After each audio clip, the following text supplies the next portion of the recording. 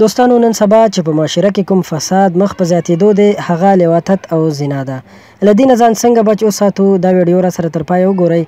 تاسو ته ډېر مهم معلومات لرو. که تر اوسه مو زموږ چینل نه وي سبسکرایب کړئ مهرباني وکړئ زموږ چینل در سره هم سبسکرایب کړئ.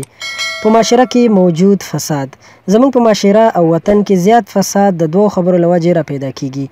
اول د زنا له وجې، دویم د لواطت له وجې. د حل لاره یې څه ده؟ که غواړئ له زنا څخه بچ شئ نو پردو کورونو ته مه ځئ، پردو نامحرمو جینکو او ښځو ته مه ګورئ، همدارنګه پیمخو هلکانو ته او کم عمره ښایسته هلکانو سره ناسته ولاړه مه کوئ او ورته مه ګورئ. او تر ټولو مهمه او حل لاره یې دا ده چې واده یعنې حلال نکاح وکړئ نو د زنا نه به بچ شئ.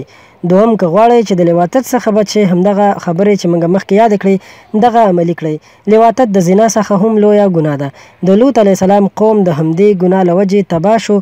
نو زما مسلمان وروره او مسلمانې خورې راشه په دین باندې د خپلې ځوانۍ ساتنه وکړه، روژې ونیسه، پاکلمني غوره کړه، په همدې کې ستا د دنیا او آخرت عزت دی.